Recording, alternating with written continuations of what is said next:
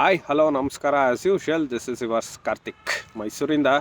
ಸ್ನೇಹಿತರೆ, ನಮ್ಮ ರಾಜ್ಯ ಸರ್ಕಾರಕ್ಕೆ ಏನಾಗಿದೆ ಅನ್ನೋದು ಗೊತ್ತಾಗ್ತಾ ಇಲ್ಲ. ಯಾಕೆಂದರೆ ಸ್ನೇಹಿತರೆ, ಒಂದು ಕಡೆ ತೊಗರಿ ಬೆಳೆದಿದ್ದಾರೆ, ಅದನ್ನು ಕೊಳ್ಳೋರಿಲ್ಲ. ಇನ್ನೊಂದು ಕಡೆ ಭತ್ತದ್ದು ಇದನ್ನು ಡಿ ಸಿಗಳ ಮೂಲಕ ಅದನ್ನು ಓಪನ್ ಮಾಡಿ ಮಾರ್ಕೆಟಲ್ಲಿ ಇವರೇ ಹೋಗಿ ತೊಗೋಬೇಕು. ಅದಕ್ಕೇನಂತಾರೆ ಖರೀದಿ ಕೇಂದ್ರಗಳು, ಅದನ್ನು ಮಾಡಿಲ್ಲ.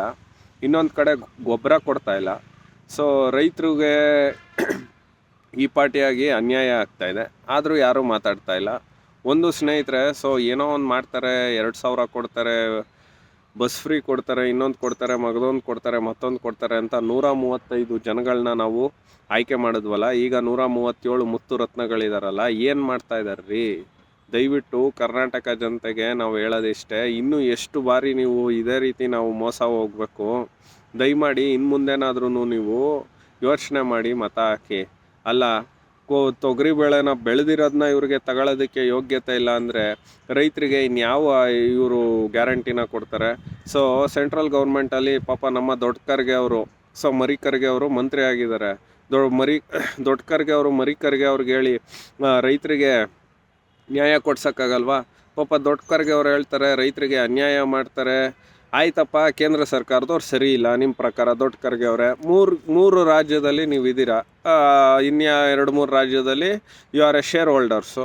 ಸೊ ಅವ್ರುಗಳಿಗೆ ಹೇಳಿ ನೀವು ರೈತರಿಗೆ ಅನ್ಯಾಯನ ಸರಿ ಮಾಡಿಸಿ, ಎಮ್ ಎಸ್ ಪಿ ಕೊಡಿಸಿ, ರೈತರು ಸಾಲ ಮಾಡಿಸಿ. ಅಟ್ಲೀಸ್ಟ್ ನಿಮ್ಮ ರಾಜ್ಯಗಳಲ್ಲಿ ನೀವು ಎಲ್ಲ ಬಿಟ್ಟಿ ಭಾಗ್ಯಗಳನ್ನ ಮಾಡಿ ಜನಗಳಿಗೆ ಹೊರೆ, ಸರ್ಕಾರಕ್ಕೆ ಹೊರೆ, ಎಲ್ಲವನ್ನು ಮಾಡಿ. ಈಗ ಮೋದಿ ಅವರು ರೈತರಿಗೇನು ಮಾಡಿಲ್ಲ, ಇನ್ನೊಂದು ಮಾಡಿಲ್ಲ, ಮತ್ತೊಂದು ಮಾಡಿಲ್ಲ, ಮಗದೊಂದು ಮಾಡಿಲ್ಲ ಅಂತ ಹೇಳ್ತಿರಲ್ಲ ದೊಡ್ಡ ಖರ್ಗೆ ಅವರೇ.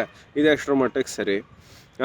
ದಯವಿಟ್ಟು ನಾನು ಹೇಳೋದು ಇಷ್ಟೇ ಕರ್ನಾಟಕ ಜನತೆಗೆ. ಬಹುಶಃ ನನಗೆ ಅನಿಸೋದು, ಇದು ನನ್ನ ಅಭಿಪ್ರಾಯ, ನಾವು ಅವ್ರನ್ನ ಅಥವಾ ತಕ್ಕ ಮಟ್ಟದಲ್ಲಿ ಒಳ್ಳೆಯವ್ರನ್ನ ಅಥವಾ ಇರೋರಲ್ಲಿ ಒಳ್ಳೆಯವ್ರನ್ನ ಆಯ್ಕೆ ಮಾಡ್ಕೊಳ್ದೇ ಇದ್ದರೆ ಬಹುಶಃ ಪ್ರಕೃತಿನೂ ಕೂಡ ಮುನಿಸ್ಕೊಳ್ಳುತ್ತೆ. ಲಾಸ್ಟ್ ಟೈಮು ನಮಗೆ ನೀರೆಲ್ಲ ತುಂಬಿದ್ದು ಬಿಕಾಸ್ ಆಫ್, ಇದು ನನ್ನ ಅಭಿಪ್ರಾಯ, ನನ್ನ ಹೆಮ್ಮೆ, ನನ್ನ ಇದು.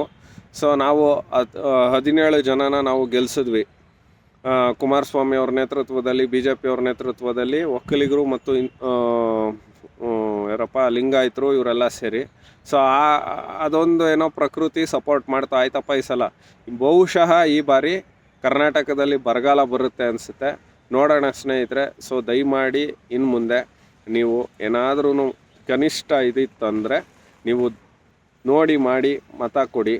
ಸೊ ಇಲ್ಲ ಅಂದರೆ ತೊಗರಿಬೇಳೆನೂ ಕೊಳ್ಳೋರಿರಲ್ಲ, ರೈತರಿಗೆ ಸಾಲ ಮನ್ನಾನೂ ಆಗಲ್ಲ, ಅಥವಾ ರೈತರಿಗೆ ಒಳ್ಳೆ ಬೆಳೆನೂ ಸಿಗಲ್ಲ, ಪ್ರಕೃತಿನೂ ಮುನ್ಸ್ಕೊಳ್ಳುತ್ತೆ, ಬರಗಾಲ ಬರುತ್ತೆ. ಸೊ ಯಾರ್ಯಾರ ಕಾಲ್ಗುಣ ಏನೇನೋ ಅದೆಲ್ಲ ಇನ್ನೊಂದು ಎಪಿಸೋಡಲ್ಲಿ ಹೇಳ್ತೀನಿ. ಸೊ ಬಹುಶಃ ಈ ಬಾರಿಯ ನನಗನ್ನಿಸ್ತಿರೋದು ಬರಗಾಲ ಬರ್ಬೋದು, ಬರದ ಛಾಯೆ ಆವರಿಸ್ಕೋಬೋದು. ಆಗದೇ ಇರಲಿ, ಪ್ರಕೃತಿ ಮಾತಲ್ಲಿ ನಾನು ಕೇಳ್ತೀನಿ. ಬಟ್ ನಾವು ಒಳ್ಳೆಯವ್ರನ್ನ ಆಯ್ಕೆ ಮಾಡದೇ ಇದ್ದರೆ ಇದೇ ಗೋಳು, ಇದೇ ಕತೆ ಅನಿಸುತ್ತೆ. ಸೊ ದಯವಿಟ್ಟು ಮುಂದಿನ ಬಾರಿ ಆದ್ರೂ ಒಳ್ಳೆಯವ್ರಿಗೆ ಮತ ಹಾಕೋಣ, ಪ್ರಕೃತಿಗೆ ನಾವು ಸಪೋರ್ಟ್ ಮಾಡೋಣ, ಪ್ರಕೃತಿ ನಮಗೆ ಸಪೋರ್ಟ್ ಮಾಡುತ್ತೆ ಅಂತ ಹೇಳ್ತಾ ನಾನು ಈ ಎಪಿಸೋಡ್ನ ಇಲ್ಲಿಗೆ ಮುಗಿಸ್ತಾ ಇದ್ದೀನಿ.